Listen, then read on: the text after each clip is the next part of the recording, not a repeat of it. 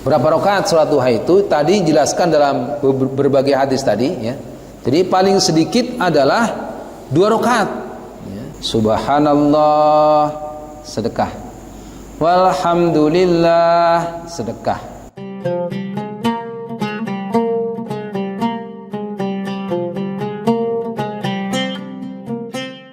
Bismillahirrahmanirrahim. Assalamualaikum warahmatullahi wabarakatuh. Alhamdulillahi wassalatu wassalamu ala rasulillah wa ala alihi wa sahbihi wa mawalah wa la hawla wa la quwata illa billah. Amma ba'du.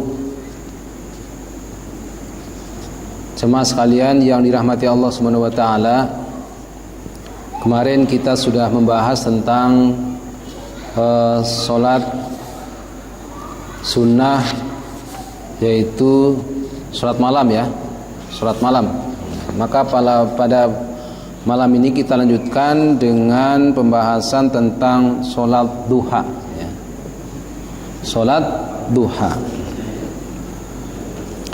Jadi apa keutamaan sholat duha? Di dalam kitab ini dijelaskan bahwa banyak sekali hadis yang menyatakan keutamaan sholat duha itu ya. Yang pertama adalah dari Abu Dzar Al-Ghifari. Beliau berkata bahwa Rasulullah SAW bersabda, hendaklah masing-masing kamu bersedekah untuk setiap ruas tulang badanmu pada setiap hari, sebab tiap kali bacaan tasbih itu adalah sedekah, setiap tahmid adalah sedekah, setiap tahlil adalah sedekah, setiap takbir adalah sedekah. Menyuruh orang lain agar melakukan amal kebaikan adalah sedekah. Melarang orang lain agar tidak melakukan keburukan adalah sedekah. Dan sebagai ganti dari semua itu, maka cukuplah mengerjakan 2 rakaat sholat duha. Jadi Rasulullah dalam hadis ini memerintahkan agar kita bersedekah atas setiap ruas tulang kita. Jadi dalam hadis lain dikatakan nanti ada 360 ruas tulang. Jadi Allah memerintahkan kita untuk bersedekah atas setiap ruas tulang itu. Maka dikatakan oleh Rasulullah SAW dalam hadis ini ya, hadis riwayat Ahmad, Muslim dan Abu Dawud ini ya, bahwa tasbih itu sedekah. Subhanallah sedekah, walhamdulillah sedekah, wala ilaha illallah sedekah, wallahu akbar itu sedekah. Dan sebagai ganti dari semua itu adalah dilakukan dengan sholat duha, begitu kata Rasulullah. Jadi sholat duha itu adalah bernilai sedekah, sedekah atas semua ruas tulang kita. Tetapi jemaah sekalian yang dirahmati Allah Subhanahu wa taala, bahwa kita tetap berzikir subhanallah walhamdulillah wala ilaha illallah wallahu akbar, itu setiap hari ya, setiap hari dianjurkan kita bahkan 100 kali membaca zikir ini, subhanallah walhamdulillah wala ilaha illallah wallahu akbar. Nggak lama ya. Nggak lama. Ini juga merupakan bagian dari doa yang terkumpul dalam Al-Ma'thurat ya. Ini subhanallah walhamdulillah wala ilaha illallah wallahu akbar dibaca sebanyak 100 kali setiap hari ya.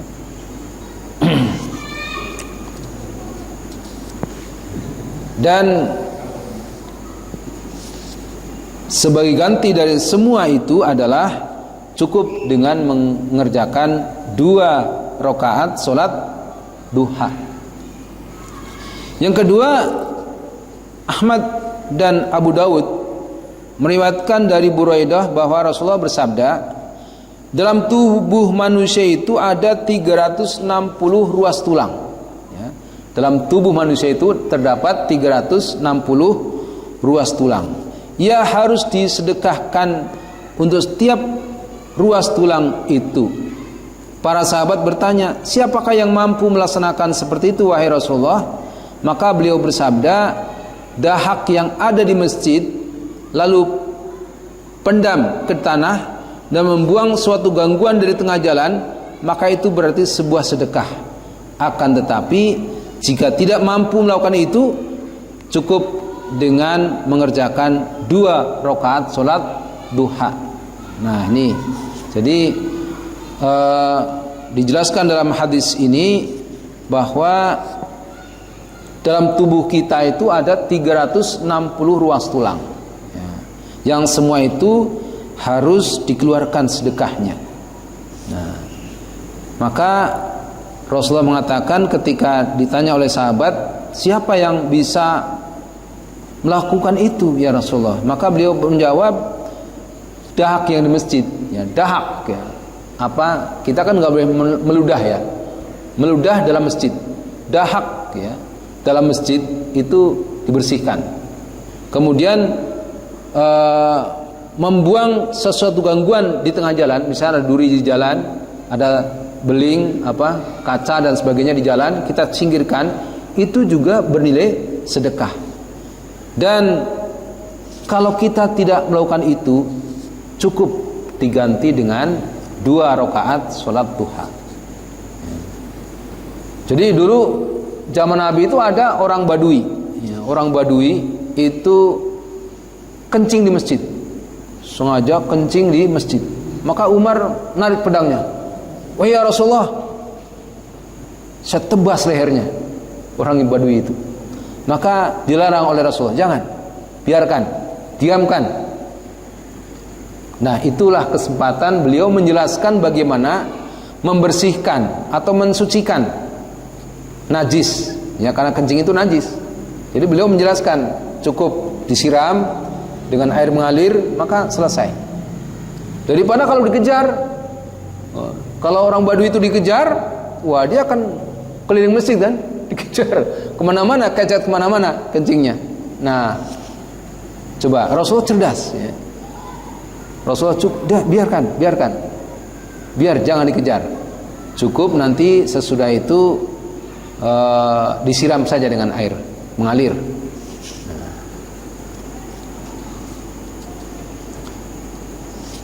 Yang ketiga dari Nuwas bin Sam'an radhiyallahu anhu bahwa Nabi bersabda, Allah Azza wa Jalla berfirman, wahai anak Adam, jangan sekali-kali engkau malas mengerjakan 4 rakaat pada permulaan siang, yaitu sholat duha tadi. Sebab jika engkau senantiasa mengerjakannya, nantinya akan aku cukupkan kebutuhanmu pada sore harinya. Nah, jadi tadi dengan 2 rakaat itu cukup menggantikan sedekah-sedekah tadi, setiap ruas tulang kita. Nah, kalau kita mengerjakan 4 rakaat sholat duha, maka kata Rasulullah akan dicukupkan kebutuhanmu pada sore hari. Nah, jadi minimal 2 rakaat, ya. Kalau bisa 4 rakaat, ya. Kalau bisa 4 rakaat setiap hari. Jadi jangan kita berentang-berentong, ya. Sebaiknya amal itu dikerjakan yang rutin, walaupun sedikit. Ya. Nanti dijelaskan dalam kitab ini bahwa sholat duha itu bisa sampai 8 rakaat, bahkan ada yang 12 rakaat. Rasulullah pernah mengerjakan itu. Jadi kadang kita lagi rajin banget, kita laksanakan sampai 12 rakaat. Kalau pun ada 20 rakaat mungkin dilaksanakan ketika sedang rajin. Tapi ketika sedang malas, wah, nggak pelas-pelas. Nah, ini amal yang baik adalah rutin walaupun sedikit. 2 rakaat atau 4 rakaat setiap hari, tapi dilaksanakan rutin, lebih baik daripada 12 rakaat tapi sebulan sekali. Sebulan sekali pun belum tentu gitu. Nah, ini amal yang dicintai oleh Allah Subhanahu wa taala adalah yang rutin, ya, rutin. Jadi kalau yang baik ya tentunya banyak dan rutin kan gitu. Ya, tapi kalau kita tidak mampu ya bisa 2 atau 4 rakaat setiap hari lakukan. Yang keempat, bahwa Abdullah bin Amr berkata, Rasulullah SAW mengirimkan pasukan tentara, lalu mereka berhasil memperoleh harta rampasan yang banyak sekali. Kemudian mereka cepat pulang. Kesuksesan perang, harta rampasan yang banyak, dan pasukan tentara kembali pulang dengan selamat dan menjadi buah bibir masyarakat pada saat itu. Jadi kesuksesan pasukan itu ketika mereka menang perang, membawa rampasan perang yang banyak. Lantas Rasulullah SAW bersabda, maukah kamu saya tunjukkan sesuatu yang lebih sukses dari perjuangan semacam itu? Lebih banyak pula memperoleh harta rampasan, bahkan keberhasilannya lebih cepat dibandingkan pasukan tentara itu. Caranya adalah, hendaklah seseorang berwudu lalu pergi ke masjid untuk mengerjakan sholat sunat duha. Orang itulah yang lebih cepat memenangkan peperangan, lebih banyak meraih harta rampasan, dan lebih segera meraih kesuksesan. Ini keutamaan sholat duha yang lebih baik bahkan dari memenangkan sebuah peperangan. Ini hadis riwayat Ahmad, At-Tabrani, dan Abu Ya'la. Yang kelima, Abu Hurairah radhiyallahu anhu berkata, Nabi SAW yang tercinta memberikan 3 wasiat kepadaku. Ya, jadi Rasulullah berwasiat kepada Abu Hurairah dalam hadis riwayat Bukhari dan Muslim ini. Apa 3 wasiat ini? Yang pertama adalah berpuasa 3 hari pada setiap bulan. Yang kedua, mengerjakan 2 rakaat sholat duha. Dan yang ketiga adalah mengerjakan witir terlebih dahulu sebelum tidur. Jadi ada 3 wasiat Rasulullah. Ya. Yang pertama tadi adalah berpuasa 3 hari setiap bulan. Ayamul Bid. Ya. Tanggal berapa tuh? 13, 14, dan 15 pada setiap bulan. Tapi bulan Hijriyah, bukan Masehi. Bukan Januari, Februari, Maret dan seterusnya, tetapi Muharram, Safar dan seterusnya. Bulan-bulan Hijriah. Tanggal 13, 14 dan 15. Nah, tanggal 15 tandanya kan bulannya utuh, ya. Bulat. Itu tanggal 15. Jadi berpuasa 3 hari Ayamul Bid, tanggal 13, 14 dan 15. Ini pesan Nabi, ya. Pesan Nabi. Yang pertama, berpuasa 3 hari. Itu bisa ditambah dengan puasa Senin Kamis, ya. Di sini katakan 3 hari, ya. Salasatin ayyamin fi kulli syahrin, ya. 3 hari pada setiap bulan. Jadi bisa dengan Ayyamul Bid, bisa dengan Senin Kamis, ya. Senin Kamis. Yang lebih baik adalah Senin Kamis juga Ayyamul Bid, 3 hari di pertengahan bulan itu lebih baik. Ini memang disunahkan. Jadi itu yang pertama, yang berpuasa 3 hari. Yang kedua, melaksanakan 2 rakaat sholat duha. Dan yang ketiga adalah witir sebelum tidur. Nah, witir sebagaimana kita jelaskan kemarin, bisa dilaksanakan sebelum tidur, bisa juga dilaksanakan setelah tidur, ya. Jadi witir, tapi tidak ada witir 2 kali dalam 1 malam, ya. Kalau witir 2 kali berarti tidak witir lagi, genap, ya kan? Jadi kalau kebiasaan Abu Bakar itu sebelum tidur sudah witir dulu. Tapi Umar bin Khattab, ya, beliau surat witir setelah bangun tidur, ya. Ini 2 sahabat kecintaan Nabi. Makamnya juga di samping Nabi, ya. Rasulullah, Abu Bakar, Umar di samping Masjid Nabawi. Nah, jadi witir bisa dilaksanakan sebelum tidur dan juga bisa dilaksanakan setelah tidur. Nah, ini 3 wasiat Nabi, ya. Dalam hadis Bukhari dan Muslim dari Abu Hurairah radhiyallahu anhu. Kemudian yang keenam, ya, Anas radhiyallahu anhu juga berkata, sewaktu bepergian saya melihat Rasulullah SAW mengerjakan sholat duha sebanyak 8 rakaat. 8 rakaat. Ini hadisnya yang 8 rakaat. Setelah selesai sholat, beliau bersabda, saya tadi mengerjakan sholat dengan penuh harapan dan diliputi perasaan takut. Saya berdoa kepada Allah Subhanahu wa taala tentang 3 perkara. Dari ketiga permintaanku itu, Allah hanya mengabulkan 2 perkara dan satunya lagi ditolak oleh Allah Subhanahu wa taala.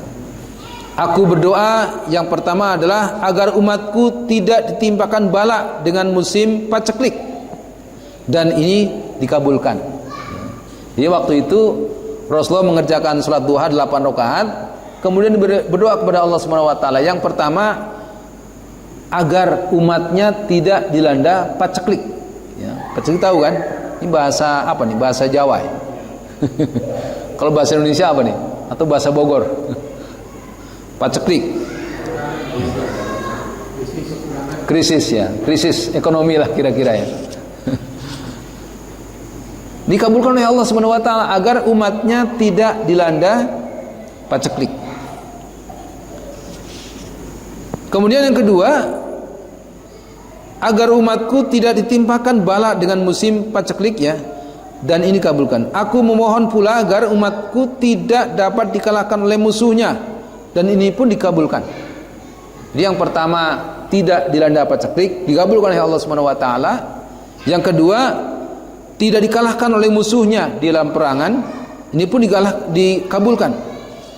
Kemudian yang ketiga, aku mohon agar umatku tidak berpecah belah menjadi beberapa golongan, dan permintaanku ini ditolak, tidak dikabulkan. Jadi memang sampai hari ini ya, umat kita ini banyak berpecah belah hanya karena sholat kunut misalnya, hanya karena kunut saling kontok-kontokan, hanya karena sholat tarawih yang sunnah itu saling kontok-kontokan. Nah ini sebenarnya tidak perlu terjadi, tapi itulah ya, sehingga Rasulullah juga berdoa kepada Allah Subhanahu wa taala ketika setelah sholat duha 8 rakaat itu, tapi tidak dikabulkan oleh Allah Subhanahu wa taala. Ini keutamaan dalam beberapa hadis tentang sholat duha tadi. Kemudian yang berikutnya adalah bagaimana hukumnya? Apa hukum dari sholat sunat duha ini? Ya, para ulama sepakat ya bahwa sholat duha ini hukumnya adalah sunnah, bukan wajib ya. Sunnah, kecuali bapak-bapak bernazar misalnya ya.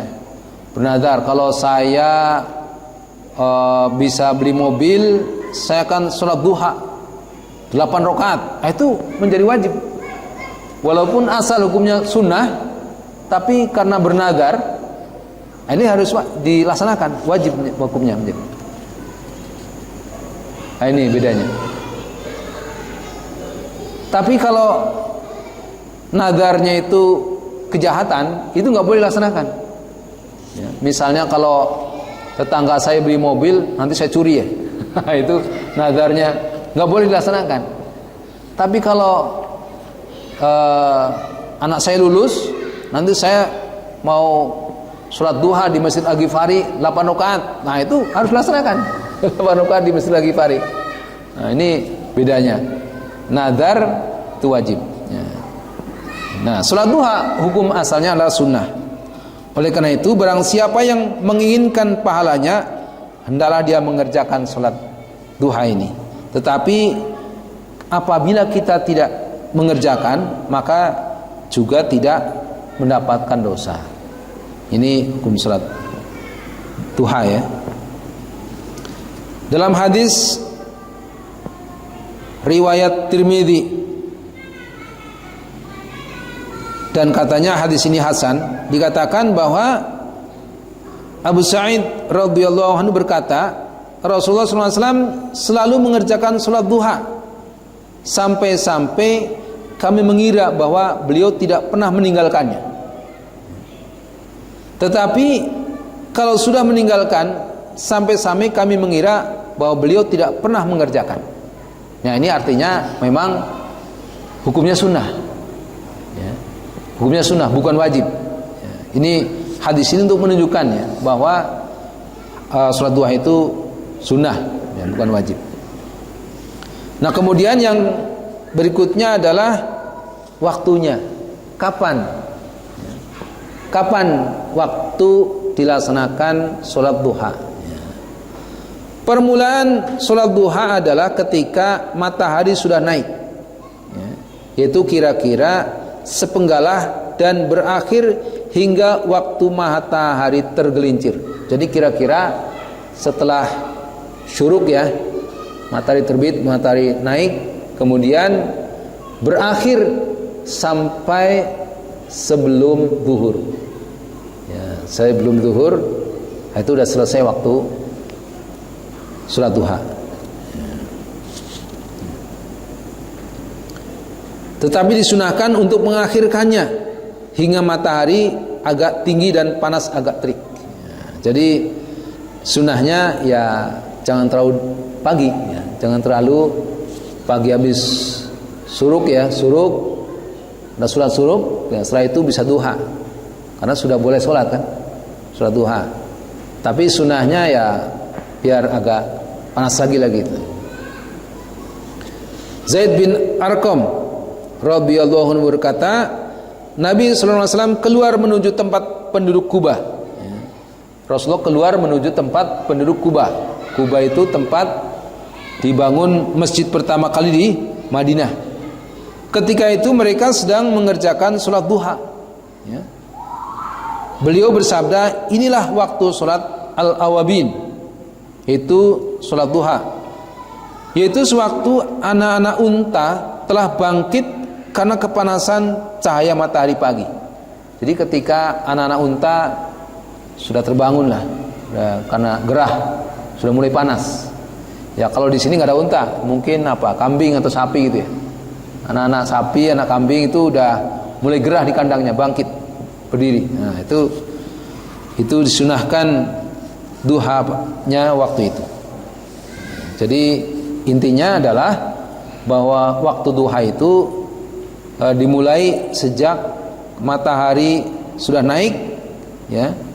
Setelah suruk, kira-kira suruk kan kita kira-kira jam 6, ya. Jam 6 lebih itu sudah masuk duha, sampai matahari tergelincir, artinya masuk waktu zuhur. Jadi sebelum zuhur, dipanjang waktunya. Jadi kalau yang bekerja bisa laksanakan sholat duha ini dengan leluasa, ya, waktunya karena panjang. Kemudian berikutnya adalah berapa jumlah rakaatnya. Berapa rakaat sholat duha itu tadi jelaskan dalam berbagai hadis tadi, ya. Jadi paling sedikit adalah 2 rakaat, ya. Sebagaimana disebutkan dalam hadis dari Abu Dzar tadi, Abu Dzar Al-Ghifari, ya. Sedangkan jumlah maksimalnya adalah yang pernah dilaksanakan oleh Rasulullah SAW itu 8 rakaat, ya. Tetapi menurut sabda Nabi SAW juga ada yang 12 rakaat. Jadi minimal 2 rakaat, ya, maksimal 8 atau 12 rakaat. Nah, ini sebagaimana telah dijelaskan dalam beberapa hadis tadi. Jadi tadi kan menggantikan sedekah atas ruas tulang kita, ya, dengan 2 rakaat sholat duha. Kalau kita bisa 4 rakaat, maka dicukupkan rezeki kita di sore hari. Nah, ini.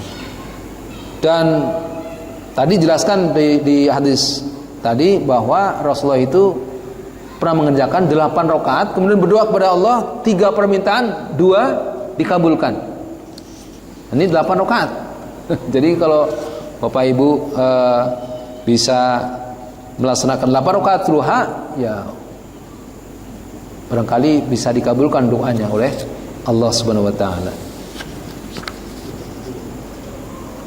Ini yang dijelaskan di dalam kitab Fikih Sunnah ini. Ya. Nabi pernah mengerjakan sholat duha sebanyak 8 rakaat. Pada setiap 2 rakaat beliau mengucapkan salam. Nah, dari 8 rakaat itu 2 rakaat salam, 2 rakaat salam, 2 rakaat salam sampai 4 kali salam. Ya, 8 rakaat. Ini hadis riwayat Abu Dawud dengan sanad yang sahih. Dalam hadis riwayat Ahmad, Muslim dan Ibnu Majah, ya, dari Aisyah radhiyallahu anha, ya, Aisyah yang setiap hari bersama Rasulullah SAW, ya, istri beliau, ya. Nabi mengerjakan sholat duha sebanyak 4 rakaat. Lalu beliau menambah rakaat berikutnya tanpa ada hitungan yang pasti. Ini juga ada hadis demikian. Jadi beliau mengerjakan sebanyak 4 rakaat, ya. Kemudian ditambah rakaat-rakaat berikutnya yang tanpa ada hitungan pasti. Mungkin beliau Aisyah tidak menghitung, ya. Aisyah tidak menghitung. Yang jelas Aisyah mengetahui 4 rakaat, tapi berikutnya Aisyah tidak menghitung berapa jumlah rakaatnya. Tapi tadi jelaskan dalam 2 hadis tadi ada 8 rakaat, ada 12 rakaat. Ya. Jadi minimal 2 rakaat yang ya sedang-sedang 4 rakaat lah gitu. Bisa 8 rakaat dan bisa juga 12 rakaat. Ini pembahasan sholat duha sampai di sini saja dalam kitab ini. Kira-kira ada pertanyaan? Enggak, silakan. Gimana? Waktunya panjang ya. Ya. Misalnya kita mau berangkat pagi gitu ya, 2 atau 4 gitu ya, sampai kantor cepat lagi, sholat lagi, boleh gak? Asal masih dalam waktu itu bisa aja kan, bisa aja di rumah. Ya. Jadi kita kan mungkin sebelum kantor udah agak buru-buru ya, tapi sudah masuk duha, boleh sholat duha. Nah, nanti siang, ada kesempatan ya sholat duha lagi sepanjang masih dalam range waktu, ya nggak masalah, bisa aja. Tidak harus terus menerus kan gitu.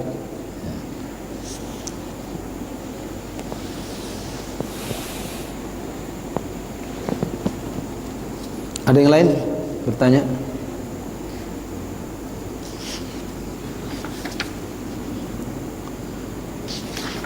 Dalam kitab ini kemudian dijelaskan, ya, jelaskan ada surat istikharah, ya, surat istikharah, kemudian surat tasbih, surat hajat, surat taubat, ya, surat kusuf, ya, gerhana, ya. Kemarin kita melaksanakan surat kusuf, ya. Nah, ini kemudian surat istisqa, ya, istisqa, minta hujan, ya.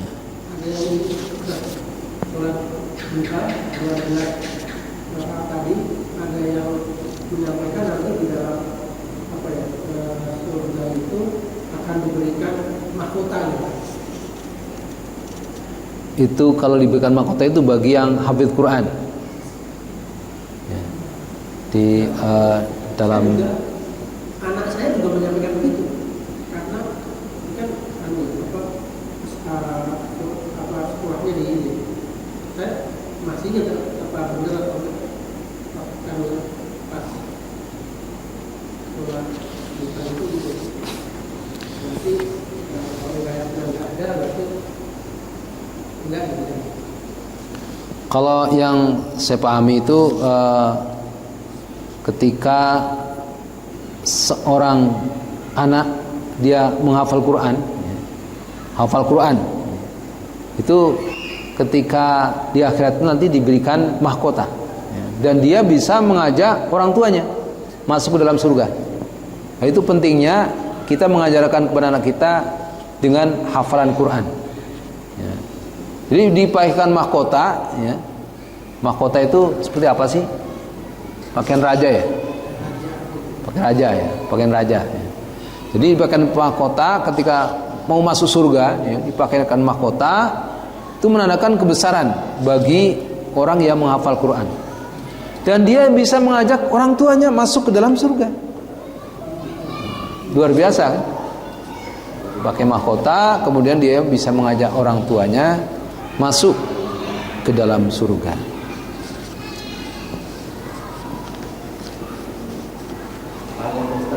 Ya. Apakah kadang saya pernah mendengar kalau surat Tuhan bisa lancar rezekinya, apa benar? Ya. Kalau kita lihat hadis tadi ya, dia kan menggantikan sedekah. Sedekah itu kan ya memang sedekah itu melancarkan rezeki kita justru ya. Jadi kalau kita bersedekah, misalnya kita lancar rezekinya. Nah, memang itu yang pertama. Yang kedua, harta yang milik kita sebenarnya adalah yang kita sedekahkan. Harta kita yang sebenarnya, yang hakiki adalah yang kita sedekahkan dan yang kita pakai. Nah, ini pakaian ini harta saya. Tapi kalau saya punya pakaian yang tidak saya pakai, disimpan terus, itu bukan harta. Bukan harta yang sebenarnya. Punya rumah satu dipakai, itu harta kita. Tapi kalau rumah kita investasi di mana, di Pondok Indah, di mana gitu, nggak pernah kita pakai, itu bukan harta kita. Nah, jadi sholat duha memang ya tadi bisa dikatakan dengan sholat duha itu insya Allah lancar rezekinya, ya benar juga.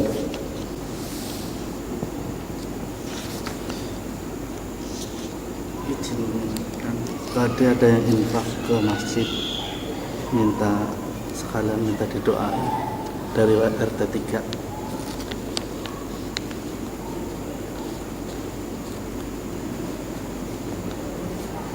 Nah, jamaah yang dirahmati Allah Subhanahu wa taala, ini ada sahabat kita, warga kita yang bersedekah ya, ke masjid. Barangkali ini pahalanya untuk para almarhum dan almarhumah kali ya. Bisa. Jadi kalau kita punya orang tua sudah meninggal, dulu nggak sempat berwakaf atau nggak sempat bersedekah, bisa kita sedekah pahalanya untuk orang tua kita, bisa. Nah, ini minta didoakan ya, almarhumah Hajah Munani binti Amari, almarhum A Ramdhani bin Abdul Manaf, almarhum Bapak Mulyono bin Sestro Rejo, almarhumah Ibu Tumirah binti Sanmitana, almarhum Eko Kurnia bin Suyadi, almarhum Dwi Kurnia bin Suyadi, Eko Kurnia dan Dwi Kurnia, almarhum Bapak Abdul Manaf bin Muhasim, almarhum Alifah binti Patinggal. Sebagaimana amanah yang bersedekah ini, mari kita berdoa kepada Allah Subhanahu wa taala, semoga para almarhum dan almarhumah ini diberikan rahmat oleh Allah Subhanahu wa taala, diberikan keberkahan, diampuni dosanya, dan tentunya semoga mereka semuanya dimasukkan ke dalam surga. A'udzubillahi minasyaitonirrajim. Bismillahirrahmanirrahim. Alhamdulillahirabbil alamin. Wa bihi nasta'inu ala umurid dunya waddin wa ala alihi wa sahbihi ajma'in. Allahumma ighfir lahum warhamhum wa'afihim wa'fu anhum wa akrim nuzulahum wa wasi' madkhalahum waghsilhum bil ma'i wa thalji wal barad wa naqihim min khataaya kama yunqqa thawbul abyadu min ad-dans wa badilhum daran khairan min darihim wa zawjan khairan min zawjihim wa qihim fitnatal qabri wa adzaban nar. Allahumma ighfir lana wa liwalidayna warhamhuma kama rabbayana shighara. Rabbana dhalamna anfusana wa illam taghfir lana wa tarhamna lanakunanna minal khasirin. Rabbana la tuzigh qulubana ba'da idh hadaitana wa hab lana min ladunka rahmah innaka antal wahhab. Rabbana hab lana min azwajina wa dhurriyyatina qurrata a'yun waj'alna lil muttaqina imama. Allahumma ighfir lil mu'minina wal mu'minat wal muslimina wal muslimat al ahya'i minhum wal amwat wa ya qadiyal hajat. Rabbana atina fid dunya hasanah wa fil akhirati hasanah wa qina adzabannar wa adkhilnal jannata ma'al abrar ya aziz ya ghaffar ya rabbal alamin. Rabbana taqabbal minna innaka antas sami'ud du'a wa tub alaina innaka antat tawwabur rahim. Wa sallallahu ala nabiyyina Muhammad wa ala alihi wa sahbihi wa sallim. Subhana rabbika rabbil izzati amma yasifun wa salamun alal mursalin walhamdulillahi rabbil alamin. Al-Fatihah.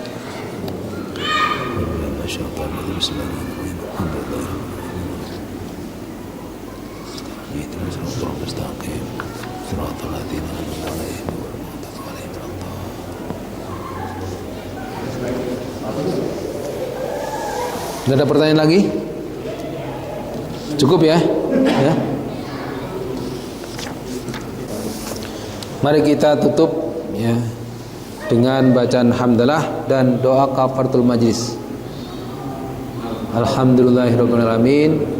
Subhanakallahumma wa bihamdika asyhadu an la ilaha illa anta astaghfiruka wa atubu ilaik. Assalamualaikum warahmatullahi wabarakatuh.